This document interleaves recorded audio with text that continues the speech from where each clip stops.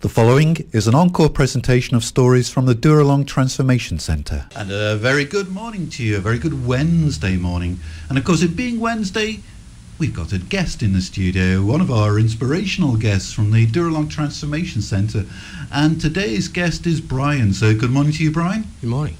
Now, you probably wouldn't have been able to tell just from him saying good morning, but Brian's got a bit of an accent. Where are you from, Brian? I'm from Glasgow, Scotland. From Glasgow, Scotland. So, how long have you been in Australia? 88, I come out here, bicentennial year, so it's 30, going on 30 years. 7 years in New Zealand before that. Ah, so it was Glasgow to New Zealand, then to Australia. That's right. That's one heck of an accent that you've got there, with all those countries sort of mingled in there. Yeah, there's a bit of everything in there. Bit of everything in there, yeah. Okay, Brian, you're at Dooralong. How long have you been there now? I've been there since June, so... Since June this year? Yeah, just going on 7 months. Yeah, that's right. Things are going as planned, or is it easier or harder than you thought? Or? No, things are going really well. I'm really well. Really happy there. I've got myself back on track, and that was certainly what I needed. I didn't know that place existed. No. I already went there a long, long time ago. It's been a bit of a godsend for you, hasn't it, Dooralong? Absolutely. Yeah, as our listeners will find out. But let's turn the clocks back. Let me take you back to Scotland. You were growing up in Glasgow. You mentioned to me earlier that it was alcohol that's been your issue, or your main issue. Growing up as a young boy, as a teenager in Glasgow, I would have imagined that alcohol was pretty prevalent. Is that right? Yeah, it was everywhere. So everywhere. Growing up, and so my household with my 2 older brothers were in front of me as well, so they had started drinking fairly young too. My father was quite a heavy drinker. Yeah. Not an alcoholic the way I am, but certainly drank all the time. Yeah. Alcohol was always there. So at what age would you be drinking? Well, I started stealing drinks when I was about 10 or so, because there was always parties and stuff, so you could always access it quite easily, and it would disappear without anybody really noticing. Yeah. And as I got older, we're hanging out, I don't know, little gangs or whatever. It wasn't serious gangs type thing, but just that was who you hung out with, and we'd start drinking. My brothers were older, so they could get us alcohol quite easily, and same for their brothers. We all were brothers. Yeah. So there was a sort of gang of lads, and it was just drinking. Gang of girls as well. Yeah. Went hand in hand, really. That was how you were meeting the girls. And there was no sort of warning from mum or dad? Not really. Part of the problem had been, I think, my parents split when I was around that age, so I was left to my own devices a lot. I was the youngest in the family, and sort of not keeping an eye on me so much as they had been. So I don't know if it would have made any difference. If you wanted to run wild, there was nobody there to sort of rein you back in? No. So... But you were telling me earlier you didn't consider this a problem at that stage? No, it was almost the norm. It seemed normal to me. This is what young people do. You know, your dad even takes you down the pub and on your 18th birthday, and etc. etc. But we were drinking way before that. Yeah. So you leave school, you get a job. Yeah, everything was going well. Still drinking heavily. Yeah. Drinking regularly all the time, basically. But not considered an issue at this stage? I still didn't consider it a problem. Getting drunk was the norm. When you went out, you went out and partied. Somebody would have just described Brian as something, he likes to drink, and that was just, was it? Yeah, I was the same as everybody else, really. Everybody was similar to that. I didn't know people that didn't drink. How old were you when you emigrated to New Zealand? 18. 18. Yeah. Did things change when you got there? No, not really, because I work in hospitality. I was living with my sister. I have 2 sisters out here, one in New Zealand, one in Australia now, but both were in New Zealand at that time. And same sort of thing. I was largely left to my own devices because my life had been like that for a long time. So it was hard to sort of all of a sudden, you can't do this, because I had a job. I was going to tech. I was, getting my qualifications. Yeah, the hospitality industry, where alcohol is everywhere. So party on. Yes, party on. Yeah, very much so. So when did it start to become an issue for you? Well, it's hard to maintain relationships. I find proper relationships if you're drinking too much for a start, and plus the hospitality industry doesn't really lend itself to it because of the hours you work and the availability. Your availability. You're always working when everybody else is going to barbecues and all that. You're the one working. Yeah. So you make your own fun a lot of the time afterwards, which is later at night. Yeah. So you still go out and carry on with things really. So I never really realised it had become a problem until I started having to drink in the mornings, because I never used to do that. I used to just go to work, do my work. At night we'd go out or whatever. But when I was starting to wake up in the morning and feeling a bit edgy and taking a couple of drinks to go to work. So that was a bit of a red line. That's when I started seeing this is becoming a problem, but I still ignored it. Largely. Just carried on? I just carried on. The way I was seeing it, I was working hard, so I was playing hard. I just was seeing it as I deserve this type thing. I was earning good money, but I was Did you working believe you hard. had it under control? Did you believe you could stop if you wanted? I'm not sure that I wanted to. That was the problem. So I didn't really know if I had it under control, because I was never really saying to myself, I'm going to stop drinking. It never had entered my head. Then you came from New Zealand to Australia? Yeah, same. Back into the hospitality industry? Yeah, that's right. And like I said, it's just everywhere. Hospitality. The heavy drinking culture? Part of the lifestyle. If you're working in pubs, clubs, and doesn't have to be that way for everybody, of course. There's plenty of people that are sober that work in this industry. So you were functioning still? Yeah. So I was still earning money. Still earning good money, getting good jobs. There was lots of work here, lots of interesting work, and because of my working in the UK and then working in New Zealand, I found it easy to get work your here. resume looked good. I had a good resume, a very strong resume. So I got good jobs and held them down. But then you told me earlier off air that you had a medical incident that perhaps should have made a difference to you, but actually didn't. Tell me about that. Well, if I go back a bit to the actual problems I was having maintaining relationships because of my lifestyle, and with the hours I was working, and just generally everything was getting out of control a bit with the way I was living, and certainly the drinking in the morning didn't help. And when I had my stroke, which was in 2000, by then I was a full-blown alcoholic, but with the various turmoils that had been going on in my life, I didn't really care.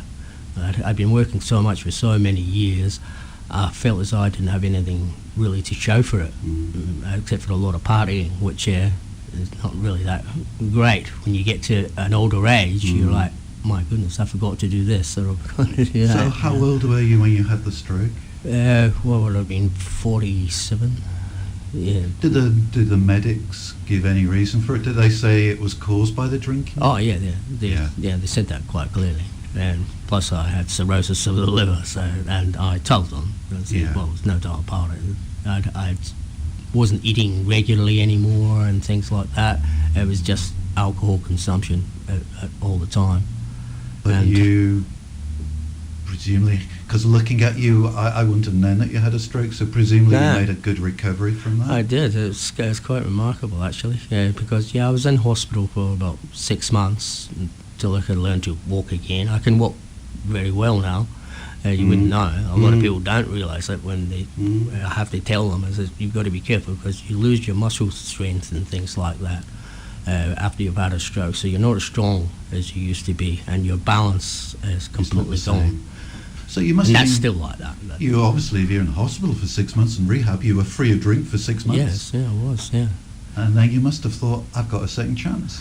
I did, but I just felt hopeless at the time. Really, I wasn't sure really about where my life was going, or if I even really particularly wanted to be alive. I'd sort of completely lost faith, and I had a lot of faith when I was a kid. I was raised Catholic, and but I had turned my back on it a bit and become very cynical about religion and the world in general, and I didn't think it really mattered, or I didn't really mattered as such. So I stayed off of drinking for a while until I actually got back to work, which was amazing. And you started drinking again. But the demon drink was still there, because I went back to hospitality, what I know. Yeah. And nothing had changed, of course, and on all those years it was still pretty much the same, you know. So despite what for some would have been a huge wake-up call, yeah, it didn't matter to me at the time. It didn't wake you up? No, it didn't. No, it didn't. It's quite surprisingly it didn't. You're listening to 94.9 Rima Central Coast. We're talking to Brian, who's in the studio with us this morning from the Dooralong Transformation Centre. He's told us of this story, his story, of how he started drinking at a very early age of 10, found a job in the hospitality industry and continued drinking and drinking. Originally from Scotland, he's now in Australia. He had a stroke, which the doctors told him had been caused by the drinking, and he manages to stop. Well, he makes a good recovery. He manages to stop, but then he goes back into the hospitality industry. And as we were saying just before the break, despite what would have been a wake-up call for lots of people, you just went back to your old ways, Brian. Yeah, I did. Yeah, because it sounds as if you just couldn't see any purpose in life, really. Yeah, that's a good way to put it. I exactly felt that way. I felt as though I'd wasted a lot of my life, most of it, and without realising it, I'd been drunk for most of it. Yeah. Which was realising that, I felt, well, I may as well continue now. There are no hopes and dreams for you for the future. Not at it was all. Just a day-to-day, let's get through this as best we can do. Yeah, it got to that stage for sure. It was no longer pleasurable or anything like that. It was just to get through the day I had to drink. So it was a horrible situation. I think you were living in Sydney at this time? Yeah, I was in Sydney. I was in boarding houses in Sydney, and they're not very nice places to be, especially if you're actually supposedly trying to recover from alcoholism, but I wasn't really trying to recover at all. So it just got worse and worse and worse, if anything, after that. And then I found it hard to hold down jobs, because I couldn't stop drinking, so I could hide it for a while. It was not noticeable. But it became noticeable, and I started getting fired from jobs, which had never had happened to me before. Yeah. But then God, who's given you this second chance, he actually has given you a third chance. Yes. You told me of an incident on a park bench in Sydney. Tell our listeners about that. Well, that was, very much my spiritual awakening of magnitude. This was a wake-up moment for you. Yes, this was a wake-up moment. Okay. I'd felt this way. I'd felt suicidal many times before, and felt I was drinking myself to death. And I was coming pretty close, and I knew it. And I was just on the park bench drinking wine, and basically it felt like God was speaking to me, saying, do you want to live or do you want to die? And I was quite astounded by this, and the choice in my head was, if you keep on drinking that, you will die, or if you throw it away, you will live. Which one do you want? You can't have both. I threw the drink away, and then someone came out from the bank, I remember, and said if I was okay, which I said no. Would I should to get me an ambulance? I said yes. And they took me to Wyong Hospital and to get mentally assessed. Kept me in there for 10 days detoxing, and then I went to Dooralong, and here I am. And here you are. So this with purpose. There's this drinking yourself to death wish, this sort of amazing spiritual moment on that park bench. This all happened this year, didn't it? Yeah, it happened in Mother's Day this year. It just all came to a head, and there was a real choice there that I had thought I had already made. Because you were trying to drink yourself to death. Yeah, exactly. I thought I already made that decision. At one point I thought I was dead, and I went, you're not dead. What is happening? And then the choice was there, and I made the choice and went to Dooralong, and best choice I ever made, and I do have purpose in my life again. Yeah. So, okay, Dooralong's, there's some hope now in your life. You've been there since May of this year. What have you learned about yourself? What have you discovered about yourself? Well, I've discovered really that I don't want to die, and that even though I do have cirrhosis of the liver, but with the treatment and not drinking, of course, and eating well, but spiritually more than anything, thinking, going through the steps has been important to give myself over to God, to trust in God, that He's going to, didn't save me for nothing, did you, God? Well, he seems to have done it twice. Yeah. So it's all about sort of giving service now, and sort of, I really get that now, that I have to. I've got a lot of giving to give back. Yeah. This is why I was saved. I don't know why. Must have been hard though, for somebody who's been drinking since the age of 10 to more or less just stop overnight as you enter into Dooralong. Yeah, it's it's never been a real problem for me. Like now, Yeah. I don't want to drink anymore. It's Just no. It's no. You wake up now with a clean head and I listen wake to the up with birds. a clean head. Yes, yeah. I pray every morning. I get up really early in the morning. You've mentioned a couple of times God and your faith in God. How's that sort of blossomed since you've been at Dooralong? Oh, it sounds like sounds like you've reconnected. He was there definitely. before, but then you ignored him for a long time. Yeah, it was. It was always very strong inside my psyche, for sure. And especially when my mother died, I remember years ago, just before when I was still in Scotland, I had a real strong connection with the spirit of my mother and with God for a long, long time. A lot of that is grief, of course, and I know that. Yeah. But it was very, very strong, and I really felt a you. real connection with the spiritual. But you've been brought up a Catholic. Yeah, and I Yeah. and I've always believed in God. That's a given for sure. But I reconnected with it for sure when I started going to chapel again. I joined the worship team because when I'm singing, I really feel the connection with God and with my mother, although because my mother used to sing. Yeah. And I really enjoy that. And going to chapel again, we go twice a week at Dooralong. Wednesdays, well, I'm in the choir, so the worship team, and Sundays, and I feel as though I'm getting more out of that than I am actually at the AA meetings and the group meetings. I still get a lot out of them, for sure. Yeah. But I get more out of actually going to chapel. Well, we've had a lot of guests who've been from Dooralong who've done rehabs elsewhere, but the unique thing they point to Dooralong is that alongside the AA program and the therapy and the counselling, running in parallel with that is the spiritual growth as well. And they say it's the two of those coming together which is making that's the difference. right, yeah, absolutely. And that's been the crucial part for me, without a doubt. The steps are to me just an extension of what God's saying anyway. Is what God's saying. So you go to church on Sunday? Yeah, I go to Tuggerah as well, same as Helen. All right. And it's a really nice church there. It's good people. Yeah, and they're really good people. And feels good to reconnect. It is completely different from going to Catholic church, I must say. Completely different. Same God. Yeah, same God. We worship in different styles, don't we? I quite like the style of worship anyway. It is different sometimes, and I'm like, that's strange. Yeah. You're listening to 94.9 Rima Central Coast. We've got Brian with us from the Dooralong Transformation Centre. He was telling us of his amazing story before the break of how God spoke to him on a park bench and made it very clear to him that if he continued drinking he would die, but that there was another pathway. Brian chose that other pathway, and he feels now that at Dooralong he has reconnected with God. God was always there. Brian was brought up a Catholic. But you feel, don't you, Brian, that a new connection has been made with God? Yeah, absolutely. It's even stronger, the faith now.